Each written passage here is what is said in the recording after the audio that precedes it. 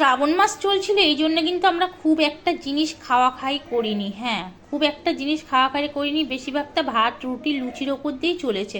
তো অনেক দিন পর গেছিলো মলে, আর মলে গিয়ে আমার যেটা চোখে পড়লো যে চলো একটু চাউমিন নিয়ে যাই। তারপরে চাউমিন নিতে নিতে আমি বললাম চাউমিনের থেকে ম্যাগিটা যেন বেশি টেস্ট হয় চাউমিনের মতন। তো আজকে বানাবো চাউমিন। হ্যাঁ, আজকে শনিবার, এই জন্য পেঁয়াজ কিন্তু দেবো না। শ্রাবণ শেষ হয়ে গেলেও আমরা কিন্তু শনিবারে পেঁয়াজ খাই না, যার জন্য পেঁয়াজ অ্যাভয়েড করেই কিন্তু বানাবো আজকে চাউমিনটা। আর চাউমিনটা আমি দেখেছি এই পাশের গুজরাটি দিদির কাছ থেকে, তো সে যেইভাবে বানায় আমি আজকে সেরকম বানাবো। আমাদের বাঙালি চাউমিনের থেকে একদম কিন্তু অনেকটা আলাদা ধরনের বানায়, আর আমার খেতে খুবই ভালো লাগে। কিন্তু 1 মাস হয়ে গেছে খাওয়া হয়নি, কি বলো ঘরে কি বলো বাইরে, যাই হোক। আর তোমাদের সাথে কথা বলতে বলতে তো কাটাকুটি করে এলাম। হ্যাঁ, অনেকে বলে পেঁয়াজ ছাড়া কি চাউমিন ভালো লাগে, পেঁয়াজ ছাড়া চাউমিন ভালো লাগে। আমি বলি দেখি, পেঁয়াজ ছাড়াই বানিয়েই দেখি কেমন লাগে। তো আমি কিন্তু এগুলো নিয়ে নিয়েছিলাম ম্যাগি। হ্যাঁ, এগুলো ম্যাগি, এগুলো হলো ইউপি, ম্যাগি নয় ইপি। ইপির প্যাকেট নিয়ে এসেছিলাম মল থেকে বড়, আর এখান থেকে বেশ কয়েকটা কিন্তু বের করে নিয়েছিলাম।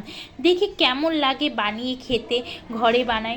মাঝে মাঝে কিন্তু রাস্তায় খাওয়া হয়ে যায়। তবে একটা মাস আমরা যে কিভাবে খাই, এই কার্তিক মাসটা আর শ্রাবণ মাসটা, যদিও শ্রাবণ মাসটা খুব একটা মানে তাড়াতাড়ি চলে যায়, তবে কার্তিক মাসটা একটুখানি আমাদের দেরি হয় যেতে। মাস যেতে দেরি নয়, দিন যেতে দেরি হয়।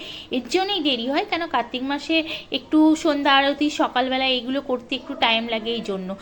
আর শ্রাবণ মাসটা কি সারাদিন এটা ওটা করতে করতে সোমবারটাই বাবার উপোসটা বা পুজোটা করা হয়। আর ডেলি যেটা গঙ্গা জল বেলপাতা এইটুকুনি। তবে এখানে বেলপাতার প্রচুর আকাল, সত্যিই বলছি, এনে রাখলেও শুকিয়ে যায়, চট করে পাওয়াই যায় না। যাই হোক, তো যাই হোক, যেদিনকে পুজো থাকে আগের দিন এখানে একটা গাছ আছে অনেক উঁচু, তাই পেরে পেরে নিয়ে আসা হয়। কিন্তু ডেলি পুজোতে দিতে পারি না বেলপাতা, এটা খুব একটা দুঃখের বিষয়। আর তুলসী পাতাও সে একই রকম, কেন জানি না আমার হাতে তুলসী হয় না। সত্যি প্রচণ্ড পাপী আমি, আমার হাতে কিছুতেই তুলসী যেন হয় না। তো তুলসী কেন হয় না বলতে পারবো না, কিন্তু আমার হাতেই হয় না, এটাই আমার সব থেকে খারাপ লাগে। আর এর জন্য আমার ভাই বসাক, আমার বড় বসাক তুলসী হয়ে যায়, আমার হাতে হয় না। আর তুলসী লাগানো ছিল, কিন্তু এই বৃষ্টির আগে আগে তুলসীর গাছে একদিন আগুন লেগে গেছিলো। আমি প্রদীপ দিয়ে গেছিলাম একটু ঘুরতে মার্কেটে, তো তখন না যাই তাই করে আগুন লেগে গেছে গাছটা পুড়ে গেছিলো। পুড়ে গেলে আস্তে আস্তে তার তাপে না তুলসীটা নষ্ট হয়ে গেছে। তো এখন ছোট, এর জন্য এই পাতা তোলা যাবে না। এর জন্য আমার একটু তুলসী আর তোমার বেলপাতা দুটোরই একটু প্রবলেম হয়ে যায়। যাই হোক, ম্যানেজ হয়ে যায়, ভগবানের জিনিস ভগবান জুটিয়ে নেয়, সেটা আর কি বলবো।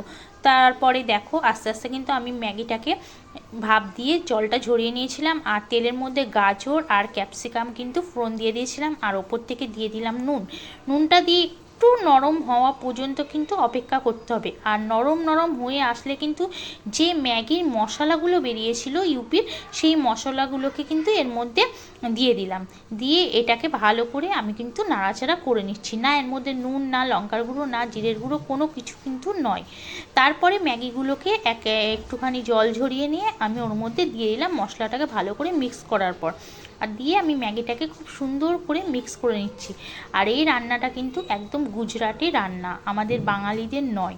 কেন আমরা বাঙালিরা রান্নাটা একটু অন্যরকম করি, আর হয়তো কেউ অনেকেই এরকমভাবেও করে, কিন্তু আমি একটু অন্যরকম করি। আর এইটা হলো গুজরাটিদের, একদম শেষ পর্যন্ত দেখলেই বুঝতে পারবে।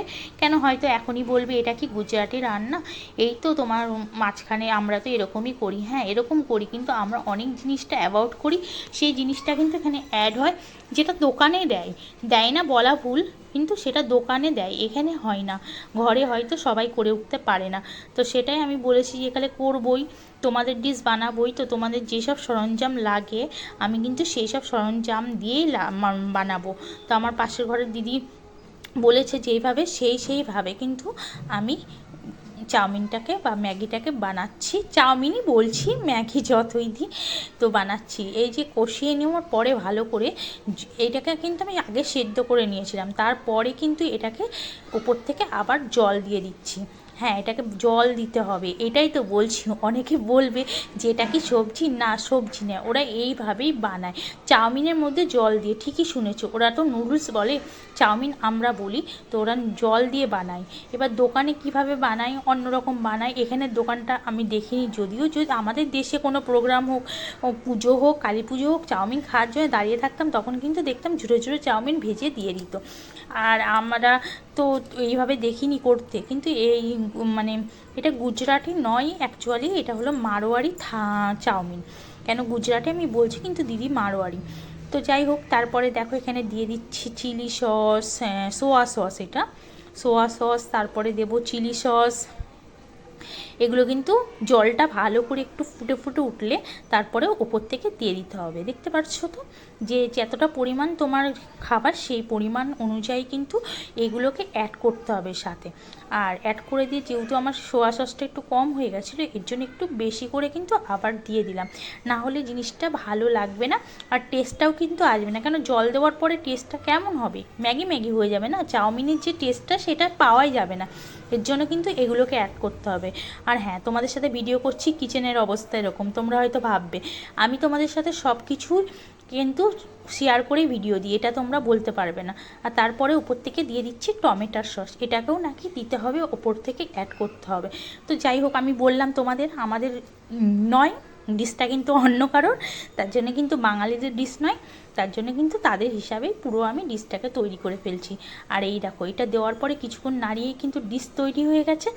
আর সত্যি সত্যি গরম ভাপ উঠছে, এত সুন্দর সেন্ট আসছে, তোমাদেরকে কি বলবো, মানে একদম মারাত্মক সেন্ট। ভিডিওটা এই পর্যন্তই। তোমরা কারা কারা ট্রাই করেছো অবশ্যই কমেন্ট করতে ভুলো না, আর কারা এখনও করোনি। আসছি তোমাদের সাথে নেক্সট ব্লগ নিয়ে, তখন এই জন্য সবাই ভালো থেকো, বাই বাই।